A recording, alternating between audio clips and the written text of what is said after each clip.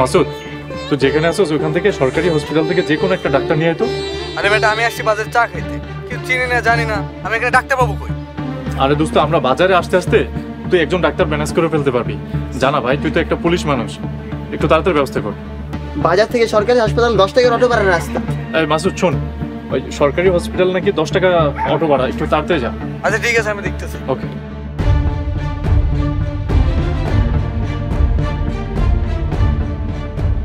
দোস্ত, মুরব্বী সুস্থ হলে আমরা কিন্তু ঢাকায় চলে যাবো। তুই কি মানুষ? একটা মানুষ অসুস্থ, কোথায় আমরা তাকে সুস্থ করার চেষ্টা করবো, আর তুই এসেছিস বাড়ি যাবো বাড়ি যাবো। ডাক্তার সাহেব, কি অবস্থা এখন? ঘুমের ইঞ্জেকশন দিয়ে দিয়েছি, ঘুমাইলে ঠিক হয়ে যাবে। ডায়াবেটিসও হাই, সব মিলিয়ে একটু বেকায়িত অবস্থা। ওষুধ লিখে দিয়েছি, নিমতন খেলে ঠিক হয়ে যাবে। থ্যাংক ইউ ডক্টর সাহেব। আমার ফিসটাকে দিবে? জি, আমি দিচ্ছি।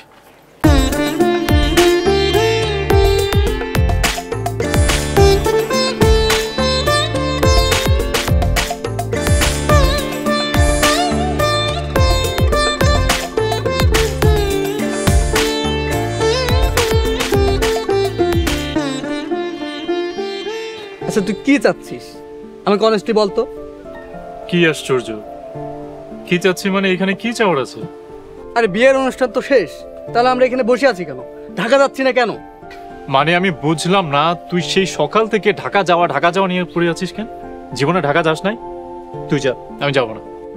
তোকে এখানে রেখে যাই আর মামা মামিকে আমি উল্টো পাল্টা জবাব দিই। আর তুই তো ননির পুতুল, বাসার সামনে দোকানেও যাইতে পারস না।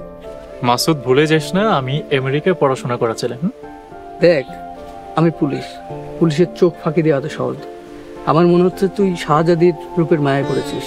সর এখান থেকে, কি সব বলছিস যাতা? এমনিতে রমজান আলী বিপদে আছে, বেচারার মেয়ের বিয়েটা ভেঙে গেছে, আবার অসুস্থ হয়ে পড়েছে। কোথায় ওনার পাশে থাকা দরকার, আর তুই আসছিস? এর আবার দিলে থাকতে কই?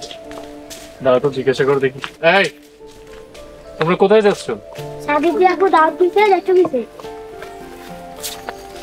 একে তোর বিয়ে ভেঙে গেছে, দ্বিতীয় তোর বাবা অসুস্থ হয়ে পড়েছে, কিন্তু মনের মধ্যে এত আনন্দ আসলো কোত্থেকে? চল তো যে দেখি।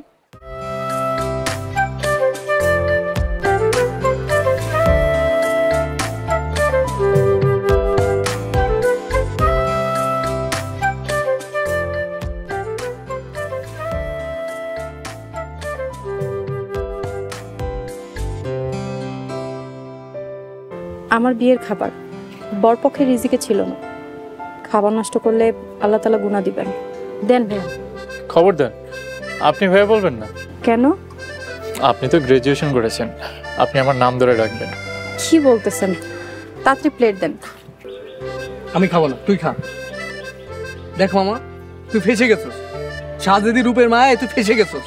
তুই তোর অবস্থান, যোগ্যতা, সামাজিক অবস্থান সবকিছু ভুলে গেছিস। এখনো সময় আছে, নিজেকে সামলা। খাবারের সময় গান গান করিস না তো, খিদে লাগছে, খাইতে দে।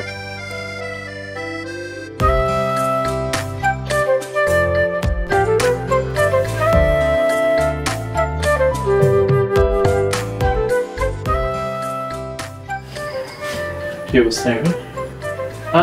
উঠবেন না, এখন কেমন আছে? আলহামদুলিল্লাহ, আল্লাহর রহমত আর আপনার দোয়া এখন ভালো আছি আগের চাইতে। স্যার কিছু বলবেন? জি, কেমন আছেন আপনি? জি আলহামদুলিল্লাহ ভালো। স্যার কোনো সমস্যা হয়েছে? একই কথা বারবার জিজ্ঞেস করতেছেন। আপনি কোনো টেনশন করবেন না, আপনার মেয়ের বিয়ের দায়িত্ব এখন আমার। স্যার, আল্লাহ যা করেন বান্দার মঙ্গলের জন্যই করেন। আপনারা আমার মেয়ের নিয়ে এত টেনশন করেন না। আপনারা কি ঢাকায় চলে যাচ্ছেন? জি।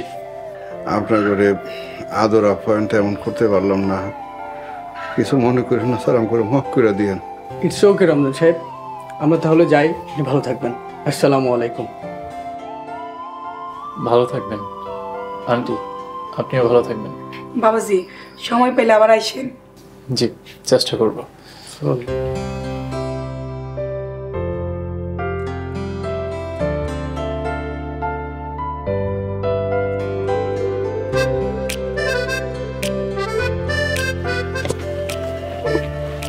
চলে যেতেছেন, আবার আসবেন।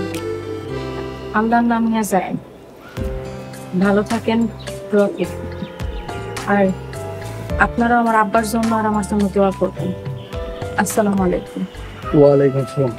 আমরা তাহলে যাই, দোস্ত চল।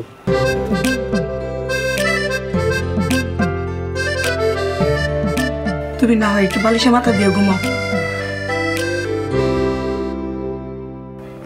কিছু বলবেন?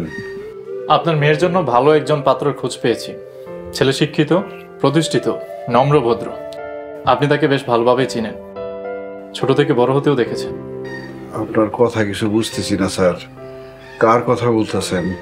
আপনি যদি রাজি থাকেন, শাহজাদিকে আমি বিয়ে করতে চাই। কিন্তু আমি সবকিছু ম্যানেজ করে নেব, বাবা মা সব। আপনি আর অমত করবেন না। আপনি রাজি থাকলে আজ এবং এক্ষুনি আমি শাহজাদিকে বিয়ে করতে চাই। আপনি নামাজ পড়েন? নিয়মিত পড়া হয় না, তবে হ্যাঁ, এখন থেকে নিয়মিত পড়ার চেষ্টা করব। পারবেন? আমার টাকা পয়সা কিচ্ছু চাই না, শুধু একজন সৎ আর নামাজি জীবন সঙ্গী চাই। আপনি পাশে থাকলে অবশ্যই পারব। সৎ আর হালালের পথে থাকবেন? কথা দিচ্ছি, শুধু সৎ পথে নয়, সৎভাবে উপার্জনও করব। আলহামদুলিল্লাহ, আমার আর কিছু বলার নাই। আপনি আব্বার লগে কথা বল। আব্বা রাজি থাকলে আমার এই বিয়াতে কোনো আপত্তি নাই। আসসালামু আলাইকুম। ওয়ালাইকুম আসসালাম।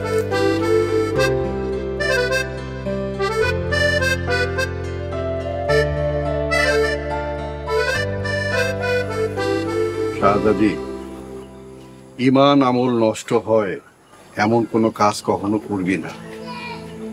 এখন থেকে শ্বশুর শাশুড়িরে নিজের মা বাবার স্থান দিবি। একটা কথা মনে রাখবি রে মা, শ্বশুর বাড়ি এখন থেকে তোর আসল ঠিকানা। উপযুক্ত কারণ ছাড়া নামাজ যেন কাজা না হয়। আল্লাহর রহমতের প্রতি কখনো নিরাশ হইবি না। মারে শ্বশুর শাশুড়ির সেবা যত্ন করিস, নিজের হাতে রান্না করে পরিবারের সবাইরে খাওয়াইস। শ্বশুর শাশুড়ির লগে কোনো দিন তর্ক করিস না। বড় করে সম্মান করিস, ছোট করে স্নেহ করিস। তোর বাপের আর আমার দোয়া সব সময় তোর জন্য থাক। আপা, তুমি ভালো থাইকো। আমার মাদ্রাসায় ছুটি দিলে আমি তোমার বাসায় বেড়াইতে যাবো।